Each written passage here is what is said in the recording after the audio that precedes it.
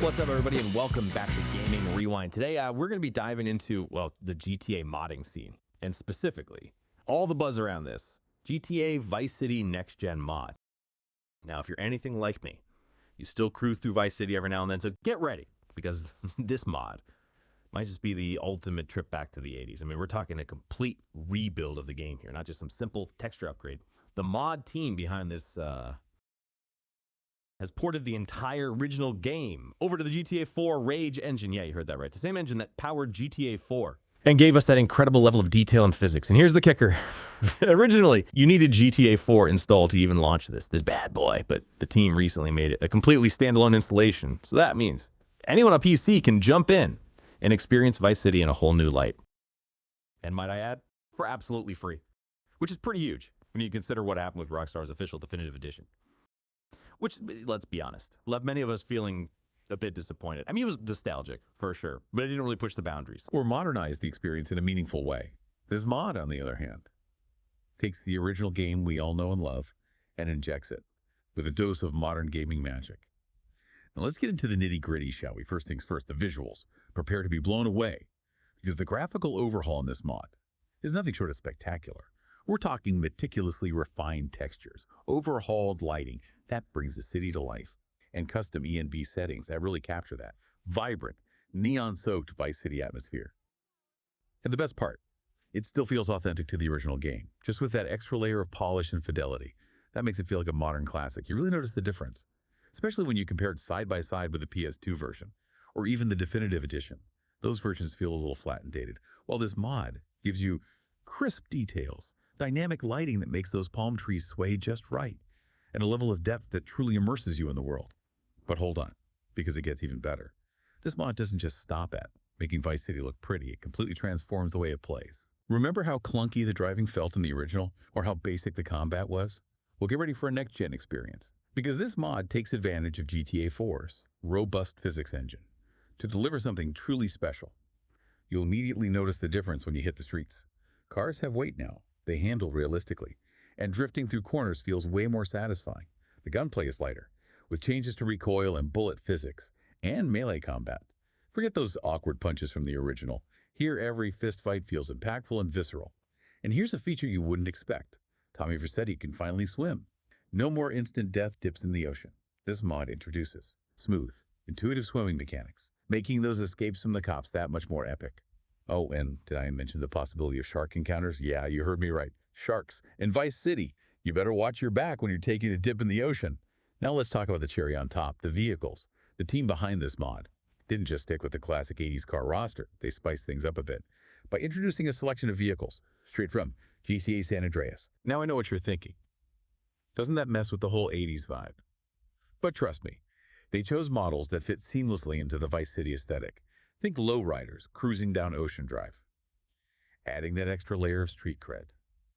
And diversity to the traffic. It's a refreshing change of pace from the definitive edition, which felt a bit too stuck in the past in terms of vehicle selection. What's really impressive is how this mod directly addresses many of the criticisms aimed at the definitive edition, that remaster. Well, it tripped down memory lane. It felt limited by its dedication to recreating the original game's mechanics. It was like putting a fresh coat of paint on an old house without fixing the foundation. The next-gen mod, however, goes all in. It rebuilds the foundation, modernizes the experience from the ground up, and does it all while staying true to the heart and soul of Vice City. And the fact that it's completely free, well, that's just the icing on the cake. Now, let's be real. No project is ever perfect, and this mod does have its share of challenges. The developers have been upfront about some bugs and performance quirks that they're still working on. But despite these minor hiccups, the overall reception from the GTA community has been overwhelmingly positive. If you browse the forums and Reddit threads, you'll see players raving about the improved combat, the smooth and responsive driving, and the pure joy of revisiting Vice City in this enhanced form. It's clear that this mod isn't just a simple update. It's a passion project, a labor of love, from fans who wanted to see their favorite game reach its full potential. And in many ways, it's achieved what the official remaster couldn't, a true reimagining of a beloved classic that feels both familiar and fresh at the same time. So what does all of this mean for you, the player? The GTA Vice City Next-Gen mod truly redefines what a fan-made remake can achieve. It takes a game we thought we knew inside and out, and presents it in a way that feels both nostalgic and surprisingly new.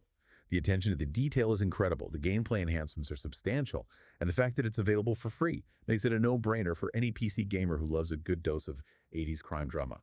Now the big question is, does this mod completely replace the original experience? Or do you still have a soft spot for the PS2 Classic and the Definitive Edition? Well, in all, it's a tough call. And ultimately, it comes down to personal preference. But one thing's for sure, this mod has ignited a discussion within the GTA community about the value of fan projects versus official remasters. It's a testament to the power of passionate communities who are willing to go the extra mile to breathe new life into the games they love. Think about it. What if Rockstar had taken this approach with the Definitive Edition? Imagine if they'd gone beyond just a visual upgrade and actually rebuilt those classics on a modern engine. It would have been a completely different experience. It also makes you wonder, doesn't it, what other games could benefit from this kind of community-driven revival? There's a whole library of classic titles out there that could use a little love and attention.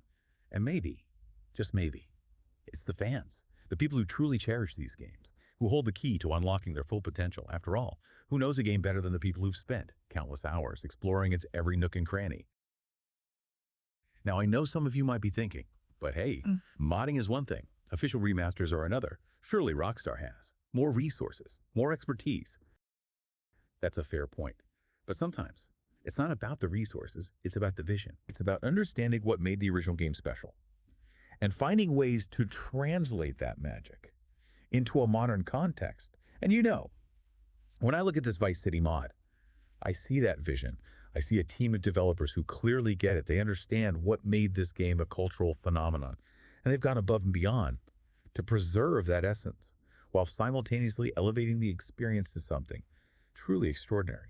So a reminder that sometimes the best ideas come from unexpected places, from passionate individuals who pour their hearts and souls into projects that they believe in. And that's what's so inspiring about this whole thing. It shows that even in an industry dominated by big studios and massive budgets, there's still room for innovation, creativity, and a little bit of old school modding magic. It's a testament to the power of community, the enduring legacy of these classic games, and the boundless potential of what's possible when people come together to create something truly special. So yeah, I'm excited. I'm excited to see where this mod goes. I'm excited to see what other projects it inspired. And I'm excited to see what the future holds for the GTA modding community. Because if this is any indication, the future's looking pretty bright, filled with passionate creators who are pushing the boundaries and reminding us that even in a world of sequels and remasters, sometimes the best way to experience a classic is through the lens of those who love it most. And hey, before we wrap things up, I want to take a moment to shout out the incredible team behind this mod. These guys are the real heroes here, pouring their time, energy, and talent into creating something truly remarkable for the entire GTA community to enjoy. Your dedication is inspiring, and the results speak for themselves. And to all of you out there watching this video, diving into this mod, and keeping the spirit of Vice City alive, thank you. You're the reason this community thrives. You're the reason these games continue to resonate. And you're the reason we can still experience the magic of Vice City all these years later. So crank up the synthwave, grab your Hawaiian shirt, and get ready to hit the streets of Vice City like never before. Because with this mod, the party never ends.